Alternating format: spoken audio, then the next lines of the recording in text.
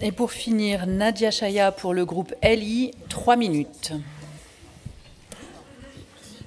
C'est ouvert.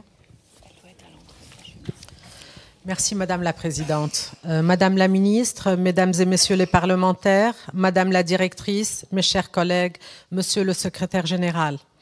À l'heure où je prends ce micro, des gens déblayent des gravats, espérant retrouver des corps. D'autres cherchent désespérément de la nourriture, des médicaments ou de l'eau pour leurs enfants. Personne n'a dormi depuis des jours, car chaque nuit, la terre tremble sous les bombes. Chaque jour, le bourdonnement des drones rappelle la menace. Les Libanais, mes frères, nos amis depuis 1000 ans, les Français qui y sont installés, subissent une guerre qu'ils n'ont pas choisie. Une fois encore, ils meurent victimes d'une guerre régionale. Les attaques initialement ciblées ne le sont plus réellement, causant plus de 2000 morts et 1 500 000 déplacés, illustrant l'escalade tragique du conflit. Les Français du Liban regardent vers la France, comme toujours. C'est notre espoir, même s'il est de plus en plus ténu. L'Union européenne, l'ONU comme la France ont averti le gouvernement israélien qu'une nouvelle attaque contre la FINUL au sud Liban ne serait pas tolérée. Mes chers collègues, 700 soldats français sont engagés dans cette force pacificatrice. Cette situation nécessite une intervention urgente pour mettre fin à la violence et protéger nos compatriotes et tous les civils.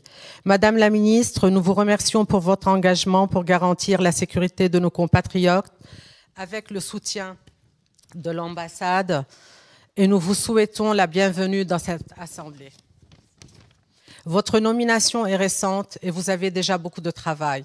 Alors que s'ouvre la période budgétaire, nous pressentons que là encore, le pire est à venir pour les Français de l'étranger. Nous avions tous soutenu la tenue d'assises de la protection sociale en faveur de nos compatriotes. Mais les annonces du gouvernement nous préparent aux efforts qui doivent être faits.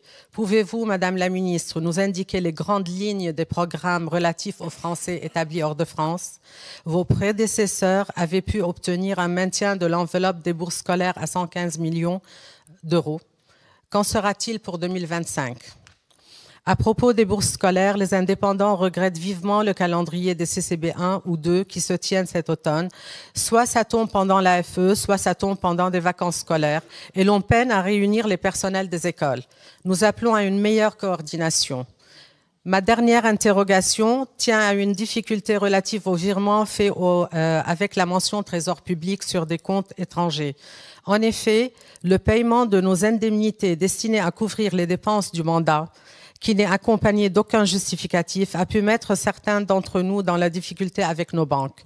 Vous le savez, le droit au compte est un problème particulièrement épineux pour les Français de l'étranger. La fermeture de nos comptes bancaires ne doit pas être le salaire de notre engagement au service de nos compatriotes.